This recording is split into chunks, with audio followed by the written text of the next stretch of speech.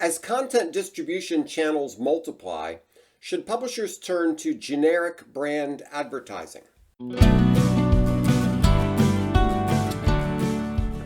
Hi everybody, my name is Greg Crable and this is my daily podcast, something I learned yesterday, in which I take one issue from the world of publishing and try to explain it in about 3 or 4 minutes. Robbie Kellman Baxter distributed a customer retention metrics kit yesterday. It's worth looking at as an overview of the terms and concepts you should be thinking about if you run a subscription business. In her post introducing the kit, she said, "It's more important than ever to keep the customers you have and expand the relationship." I can't disagree with that, but what does it mean to keep a customer in today's fractured marketplace? One simple answer would be to keep them writing checks, but isn't it more complicated than that? If someone cancels their subscription to your newsletter, but becomes a regular listener to your ad-supported podcast, have you lost the customer?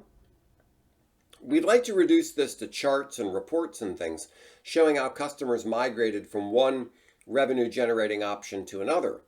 But that's impossible for many of the potential scenarios.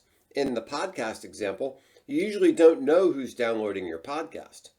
You probably also don't make as much revenue from one podcast listener as you make from one newsletter subscriber. But what if this formerly barely interested newsletter subscriber becomes an advocate for your podcast? Maybe he's worth even more now. As media is distributed across a broader network of options with various formats and things, content creators are going to have to find a way to cope with this. Does that mean they have to be more flexible with their revenue projections? The CFO isn't going to like that. Robbie's chart made me realize there are lots of concepts that are getting mushed together into a strange media mix. We have the distinction between audience and customer, for example. Subscriber has, somewhat to my horror, come to mean both paid and unpaid. Frankly, it irks me that people use subscriber for people who sign up for their free e-newsletter, but I have yet to come up with a better word. Among all these groups, we have the freebie seekers, the bargain hunters, the loyal customers, the brand ambassadors, etc.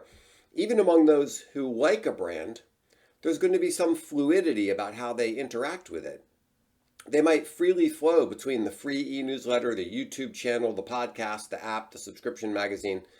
You can't track all that, which drives some people crazy. Everything's about tracking and metrics and attribution. So how do you create a sensible business model with all these moving pieces? One approach might be to run each product as its own business. The magazine does one thing and the YouTube channel does something else, and you realize people might go back and forth, but you can't measure that, and if you can't measure it, you can't do anything about it, so just proceed as if it doesn't matter. But this isn't an entirely new problem. Publishers have faced this basic issue before. We didn't know who was buying our product on the newsstand either. So maybe this fracturing of the trackable parts of our business could lead us back to the idea of generic brand advertising as an important part of the marketing mix for publishers. I know that's not really much of an answer, it's just a thought. I'm curious what you think about it. Let me know in the comments below. And if there's anything I can do to help you with your business, please give me a call. You'll see my contact information on the next screen. Thanks so much.